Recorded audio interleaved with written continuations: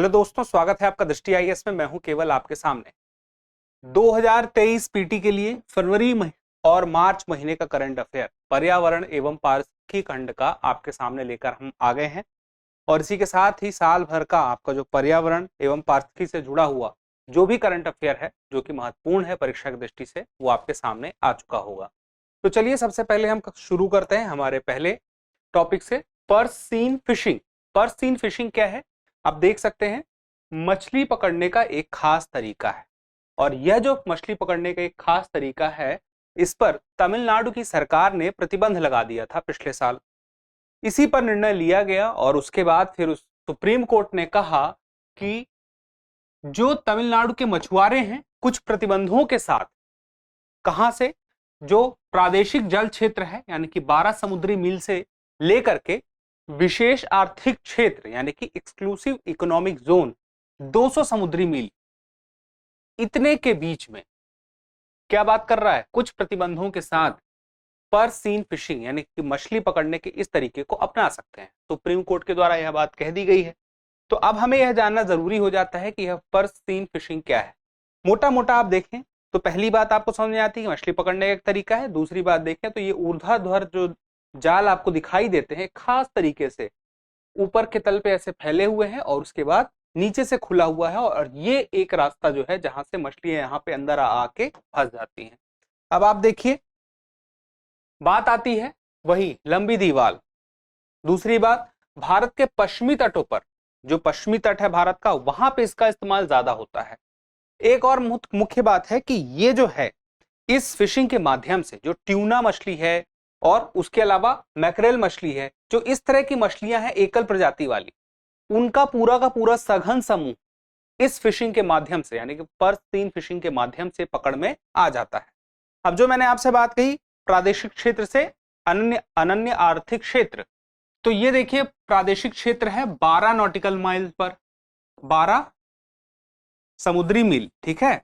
अब यहां से लेकर के इस क्षेत्र से लेकर के यहां तक ये है आपका exclusive economic zone 200 nautical mile. अब किस प्रकार से इसको देखा जाएगा, तो 200 नॉटिकल माइल में लगभग 370.4 किलोमीटर होते हैं। मतलब इस दूरी तक 370.4 किलोमीटर की दूरी तक, कहां से, प्रादेशिक क्षेत्र से, यहां पर मछुआरे अब तमिलनाडु में कर सकेंगे पर्स सीन फिशिंग।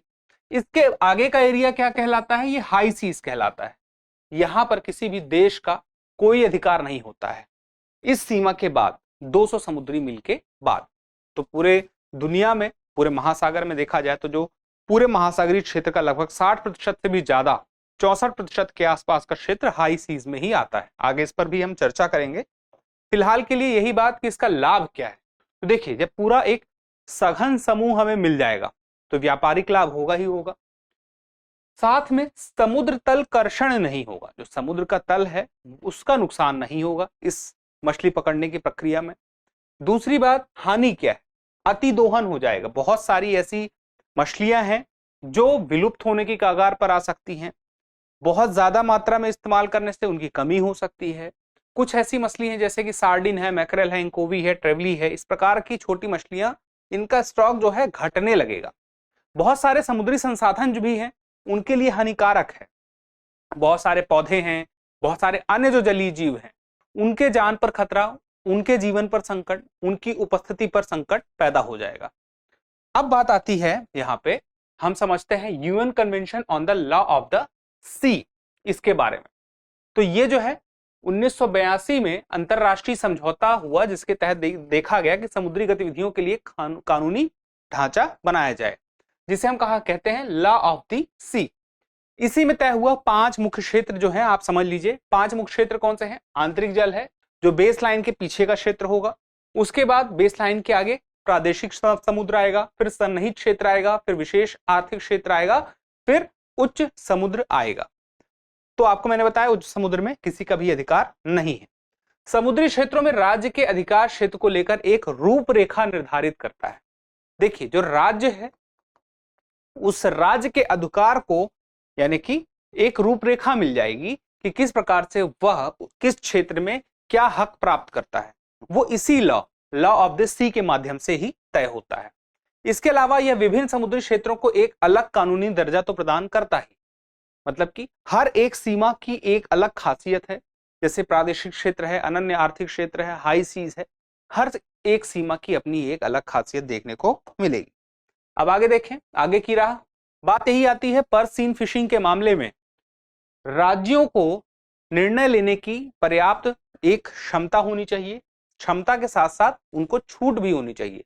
वो ध्यान रख सके कि अन्य मछुआरों को यह दिक्कत ना हो, जो छोटे मछुआरे हैं उनको यह दिक्कत ना हो कि बड़े मछुआरों तो इस प्रकार से मछली प्राप्त कर लेंगे, व्यापारिक लाभ ले लेंगे, फिर उनके लिए स्टॉक की कमी हो जाएगी। तो किस प्रकार से मैनेज होगा वो देखा जाए राज्यों के द्वारा, और राज्य ही उचित निर्णय ले पाएंगे।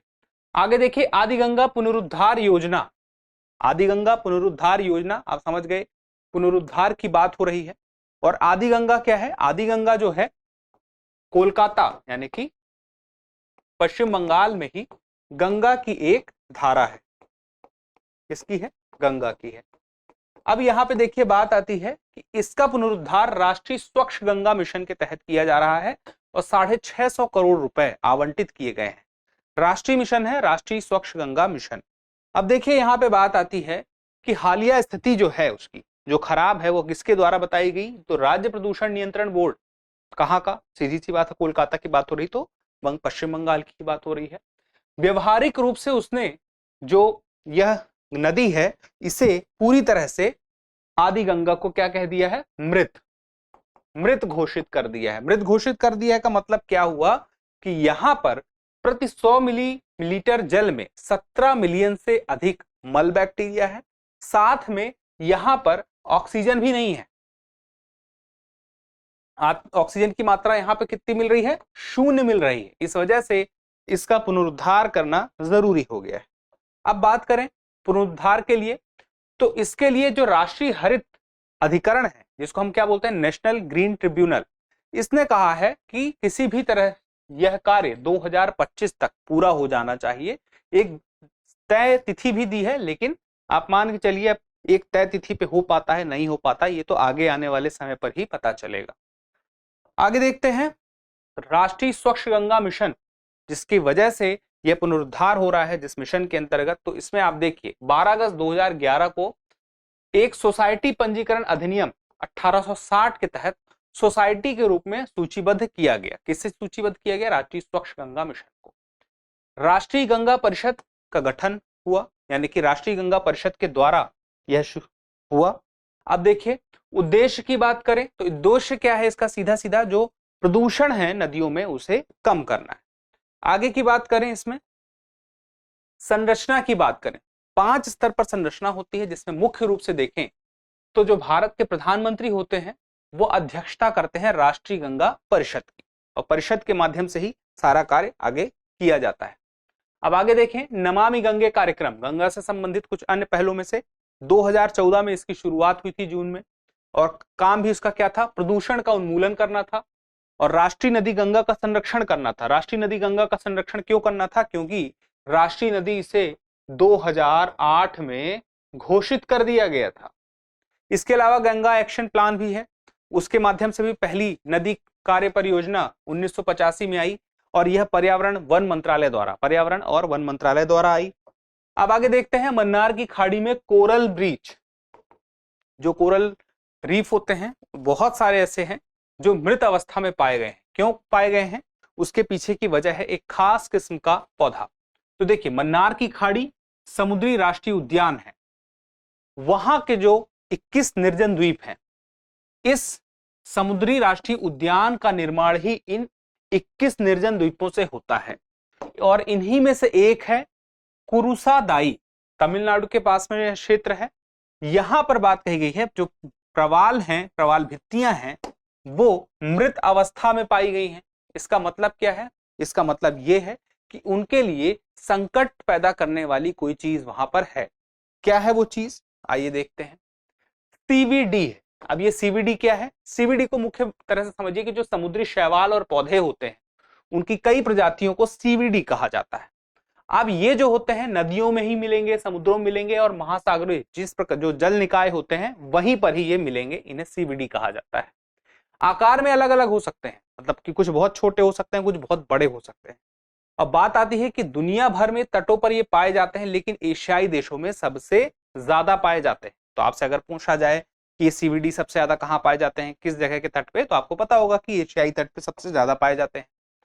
अब बात आती है महत्व की, तो ये सीवीडी बहुत सारी चीजों में काम आते हैं, जैसे कि पोषण का स्रोत तो है ही, एंटी इंफ्लेमेटरी है, दवाइयों के काम में आते हैं। उसके अलावा बहुत सारे ऐसे कार्य होते हैं जिसमें आर्थिक विकास में मददगार साबित हो सकते हैं, विनिर्माण के क्षेत्र में इनका काम आ सकता है। इसके अलावा भारी धातुओं को अवशोषित करने में समुद्र में, इसके अलावा समुद्री जीवों को ऑक्सीजन भी प्रदान करते हैं।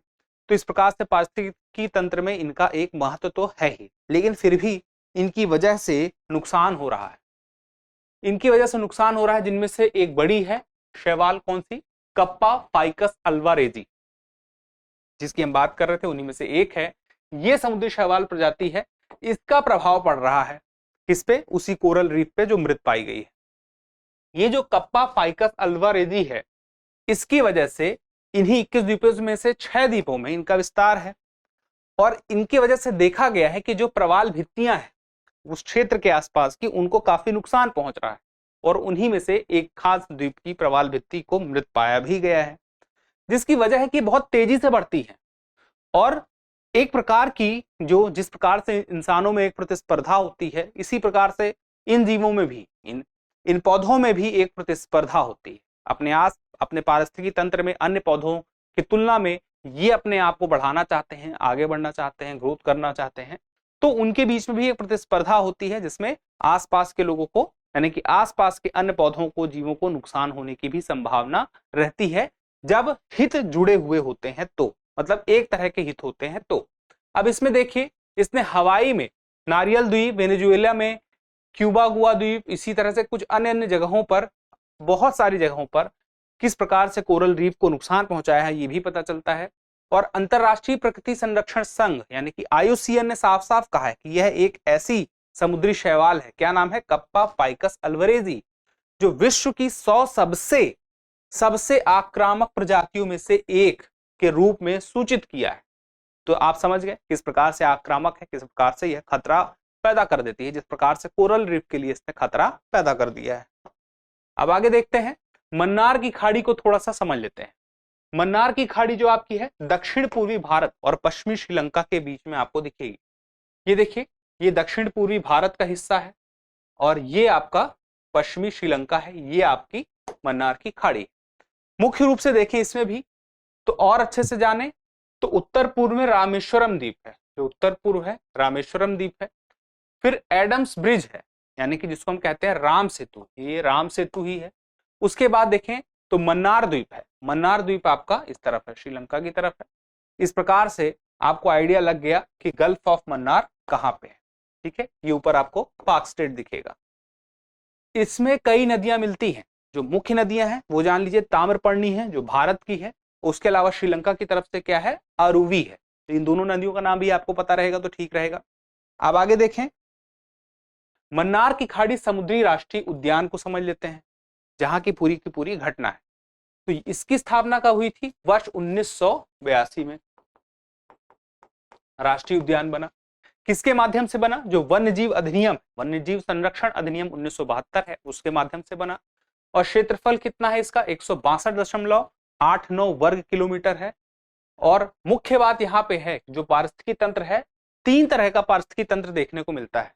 एक तो कोरल का मिलता है, दूसरा समुद्री घास का मिलता है, और तीसरा मैंग्रोव का मिलता है। तो 3 पारिस्थितिकी तंत्र यहाँ पे मौजूद हैं। अब यहाँ पर कौन कौन से जलीय जीव मिलेंगे आपको, समुद्री गाय मिलेगी, सी काऊ जिसे बोलते हैं, मैंग्रोव की प्रजातियां मिलेंगी, कछुओं के 5 प्रजातियां मिलेंगी, डॉल्फिन मिलेगी, वेल मिलेगी, समुद्री ककड़ी मिलेगी, डगोंग वही सी काऊ, अन्य कई समुद्री प्रजातियां मिलेंगी। अब यहाँ पे देखिए, घास की 11 प्रजातियां हैं, उसके अलावा कठोर प्रवाल की 117 प्रजातियां। नंबर आपको एक बार याद ना रहे, लेकिन क्या क्या यहाँ पे मिलते हैं वो आपको पता होना चाहिए। आगे देखते हैं यूएन हाई सी ट्रीटी। अब इसको समझ लेते हैं, यूएन हाई सी ट्रीटी क्या है। देखिए, पिछले 30 साल से भी ज्यादा समय से प्रयास चल रहा है कि हाई सी ट्रीटी हो। हाई सी ट्रीटी मतलब क्या? जो हाई सी है, जिसकी बात मैंने आपसे कहा था, अनन्य आर्थिक क्षेत्र 200 नॉटिकल माइल्स के आगे का जो क्षेत्र होता है महासागर का, वह होता है हाई सी, जहां पर किसी भी देश का अधिकार नहीं होता है। ऐसी स्थिति में वह जो हाई सी है उसका संरक्षण कैसे होगा, ये एक चिंता का विषय है, क्योंकि वहां पर लोग जाते हैं, विभिन्न देशों के, अलग अलग देशों के लोग हर देश के अपने 200 नॉटिकल माइल्स के आगे जाते हैं और उसके बाद वहां से खनन भी कर रहे हैं, वहां से फिशिंग भी कर रहे हैं और वहां के संसाधनों का उपयोग भी कर रहे हैं और वहां पे डंपिंग का भी कार्य हो रहा है, कचरा भी वहां का छोड़ा जा रहा है। ऐसे में क्या होता है कि नुकसान हो रहा है उस क्षेत्र का, वहां का क्षेत्र, वहां का पारिस्थितिकी तंत्र प्रभावित हो रहा है। तो उस हाई सीज का संरक्षण नहीं हो पा रहा है। लगभग अगर 64% हाई सीज का एरिया है पूरे महासागर में, तो सिर्फ 1.2% क्षेत्र ऐसा है जिसका संरक्षण अभी तक किया जा पा रहा है। तो ऐसे में जरूरी हो जाता है कि इसका संरक्षण किया जाए। और जैसे कि मैंने आपसे बताया था, exclusive economic zone 200 nautical miles के बाद ये हाई सीज का एरिया आता है। अब इसको अच्छे से समझ लेते हैं। अमेरिका के न्यूयॉर्क में अभी राष्ट्रीय क्षेत्राधिकार से परे जो क्षेत्र है, यही हाई सीज, इसकी क्षेत्रों की समुद्री जैव विविधता यानी BBNJ पर अंतर सरकारी सम्मेलन हुआ। इसी काम के लिए, हाई सीज से संबंधित बातों के लिए सम्मेलन हुआ, जिसमें यह बात तय हुई कि जो हाई सी है उसके लिए एक सहमति बनी कि हम इस पर एक संधि करेंगे। अभी संधि ने अपना रूप नहीं लिया है, लेकिन सभी देशों के, UN के जितने सारे देश हैं, उन्होंने अपनी सहमति बता दी है कि वह तैयार हैं आगे इस पर एक संधि करने के लिए। तो यह तैयारी, यह सहमति 30 साल बाद बनी। हाई सी पर 1958 के जिनेवा अधिसमय के अनुसार क्या कहा गया है इस जिनेवा अधिसमय में कि जो विशिष्ट आर्थिक क्षेत्र है समुद्र तट से 200 समुद्री मील यानी 370 किलोमीटर तक जो फैला है, 370.4 किलोमीटर तक का, वह क्षेत्र होगा हाई सीज। और क्या बात कही गई, यहाँ पे जो भी जीवित और निर्जीव संसाधन है, राष्ट्र का अधिकार होता है। ठीक है, कहां तक? ये 200 के अंदर तक, लेकिन इसके आगे राष्ट्र का अधिकार नहीं होता है। अब यहाँ पे बात आती है आगे के लिए, हाई सीज के लिए क्या हो प्रावधान, इस पर एक सहमति बन चुकी है। और चूंकि यह एक बहुत बड़ा क्षेत्र है हाई सीज का, तो उसका एक अपना महत्व भी है। जैसे कि यह ऐसा क्षेत्र है जो कार्बन का अवशोषण अच्छा खासा करता है, जलवायु परिवर्तन के प्रभावों की में कमी लाता है, जो सौर विकिरण है उसका संग्रहण करता है, साथ में समुद्री भोजन हो गया, कच्चा माल हो गया, आनुवांशिक औषधि संसाधन हो गए, यहां से हमें पर्याप्त मात्रा में मिलते हैं। अन्य भी बहुत सारे फायदे हैं। चूंकि महासागर का इतना बड़ा क्षेत्र है, इस वजह से इसके फायदे भी कहीं ज्यादा हैं। और अगर इन्हें नुकसान पहुंचेगा तो हमें नुकसान पहुंचेगा। इस बात को ध्यान में रखते हुए यह बात जरूरी है कि इनका संरक्षण किया जाए। और खतरा भी किस प्रकार का है, जैसे अम्लीकरण हो रहा है, जिस वजह से वहां के जो जीव हैं, वहां के जो पौधे हैं, वहां के जो मछलियां हैं, अन्य समुद्री जीव हैं, वनस्पति हैं, उनको नुकसान पहुंच रहा है। बहुत सारी चीजें हो रही हैं जो मानव जनित गतिविधियां हैं, जैसे खनन का कार्य है, ध्वनि प्रदूषण है, उसके अलावा जो तेल रिसाव है, रसायन का रिसाव है, उसके अलावा बहुत सारे कचरे का निपटान है, ये सारा का सारा इसी हाई सीज में होता है। और चूंकि यह किसी के अधिकार क्षेत्र में नहीं आता, इसीलिए कोई संरक्षण के बारे में सोचता नहीं है। हर कोई इसको अपने तरीके से उपयोग कर लेना चाहता है बस। इसी वजह से अब जाकर यह सहमति बनी है, क्योंकि अब धीरे धीरे समझ में आ रहा है कि खतरा कितना विकराल होता जा रहा है। अब इस हाई सी संधि के बारे में थोड़ा सा समझ लेते हैं। ये जो हाई सी संधि है, मुख्य बात यही है कि इस पर पहुंचने में काफी लंबा समय लगा। फिर उसके बाद 200 देशों ने अब सहमति जता दी है, तो सीधी सी बात है, अब सहमत हो गए हैं तो संधि भी हो ही जाएगी। और फिलहाल के लिए लक्ष्य माना जा रहा है कि 2030 तक विश्व के 30% महासागर जो हैं उनको संरक्षित भी कर लिया जाएगा। तो अगर ऐसा होता है तो अपने आप में अच्छी बात होगी। आगे देखें, छठी आकलन रिपोर्ट IPCC की AR6 रिपोर्ट है। इसे समझ लेते हैं, आखिर यह क्या है। जो जलवायु परिवर्तन हो रहा है उसके प्रभावों को समझने के लिए, उसका क्या दुष्परिणाम होगा यह देखने के लिए यह रिपोर्ट बनती है, और अपने आप में यह छठी है। अब यह किस प्रकार से बनती है, देखिए 3 कार्य समूह होते हैं, उनके माध्यम से बनती है। 3 विशिष्ट रिपोर्ट तैयार हो चुकी हैं, उसी के आधार पर यह चौथी रिपोर्ट आई है। मतलब कि छठवीं जो रिपोर्ट आई है उसके अंतर्गत, छठवीं रिपोर्ट के अंतर्गत यह चौथी रिपोर्ट है। और यह चौथी रिपोर्ट 3 विशेष रिपोर्टों के आधार पर, उनके योगदान के आधार पर बनाई गई है। और मामला यह है कि आने वाले समय में अभी तापमान का अंदाजा लगाया जा रहा है कि जो वृद्धि है वैश्विक तापमान में 2040 तक 1.5 डिग्री सेल्सियस तक पहुंच जाएगी। और उसे कंट्रोल में करना जरूरी है, किया भी जा सकता है, जिसके लिए कुछ बताए गए हैं उपाय कि हमें किस प्रकार की एनर्जी का, जीवाश्म ईंधन का उपयोग कम करना होगा और अन्य ईंधन के उपयोग में अपना जो मात्रा है उसे बढ़ाना होगा। अब यहाँ पे बात आती है कि जो यह आईपीसीसी की रिपोर्ट है यह कब से बन रही है और यह आईपीसीसी कब बना। तो देखिए आईपीसीसी जो बना है वो बना है WMO और UNEP से। अब WMO और UNEP क्या है, तो वर्ल्ड मेट्रोलॉजिकल ऑर्गेनाइजेशन WMO, उसके अलावा United Nations Environment Programme UNEP, इन दोनों के माध्यम से बना है। कब बना है, वर्ष 1988 में। और आईपीसीसी की यह जो रिपोर्ट है कब से आना शुरू हुई, पहली रिपोर्ट आई थी वर्ष 1990 में, फिर दूसरी आई 1995 में, फिर तीसरी आई 2001 में, फिर चौथी आई 2007 में, फिर पांचवी आई 2015 में, फिर छठी आई, जो छठी में भी जिसकी आखिरी रिपोर्ट जो छठवीं की है वह कब आई, 2023 में। तो इस प्रकार से देखें तो छठवीं रिपोर्ट यह जो आई है 2023 में। और 2015 में यह जो रिपोर्ट आई थी इसी के आधार पर जो पेरिस समझौता हुआ था उसकी बातें हुई थी। अब आगे देख लेते हैं। 2007 में इसे नोबेल पुरस्कार भी मिल चुका है शांति के लिए, यह बात भी याद रखिएगा। जलवायु परिवर्तन पर अंतर सरकारी पैनल जो आईपीसीसी है यह किस प्रकार से यह रिपोर्ट निकालता है, इस बात को समझिए। यह रिपोर्ट इस प्रकार से नहीं निकालता है कि अपने लोगों को लगाया है और फिर ये सब जाके पूरा अध्ययन करते हैं।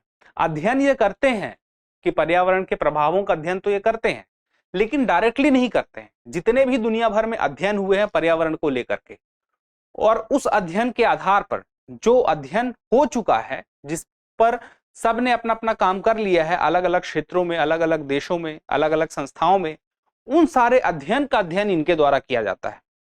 मतलब ये डायरेक्ट ग्राउंड लेवल पे नहीं जाते, ये बहुत सारे अध्ययन होते हैं, बहुत सारी रिपोर्ट्स होती हैं, उसका अध्ययन करके उसको कंबाइंड करके एक रिपोर्ट तैयार करते हैं।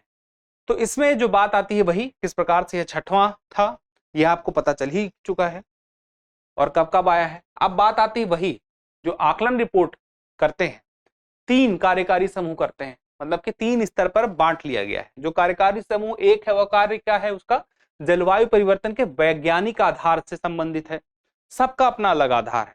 कार्यकारी समूह 2 में देखिए तो जो संभावित प्रभाव होंगे, कमजोरियां होंगी, अनुकूलन संबंधित मुद्दे होंगे वो इस पे होंगे। और कार्यकारी समूह 3 में देखिए तो जलवायु परिवर्तन से निपटने के लिए की जा सकने वाली कार्यवाहियों से संबंधित है। तो इस प्रकार से आप देखें तो हर किसी का अपना एक अलग कार्य सौंपा गया है और काम इनका क्या है, लगातार बहुत सारे अध्ययन का ये अध्ययन करते रहते हैं और अंत में फिर उसका एक निष्कर्ष निकालकर हमारे सामने प्रस्तुत करते हैं। इसी के आधार पर फिर बैठकें होती हैं जितनी भी दुनिया भर में, उसके लिए लक्ष्य निर्धारित किए जाते हैं और चिंताएं हमारे सामने जब होती हैं तो राष्ट्र के स्तर पर भी प्रयास किए जाते हैं कि हम कैसे आने वाली समस्या से अपने आप को बचा सकते हैं। तो ये सारी की सारी बातें जो थी हमारे आज के लिए थी, आज के सेशन के लिए थी। उम्मीद है आपको पसंद आई होंगी और आपकी परीक्षा के लिए काफी लाभदायी होंगी। जल्दी मिलते हैं अगले एपिसोड में, तब तक के लिए स्वस्थ रहें, मस्त रहें और पढ़ते रहें। धन्यवाद।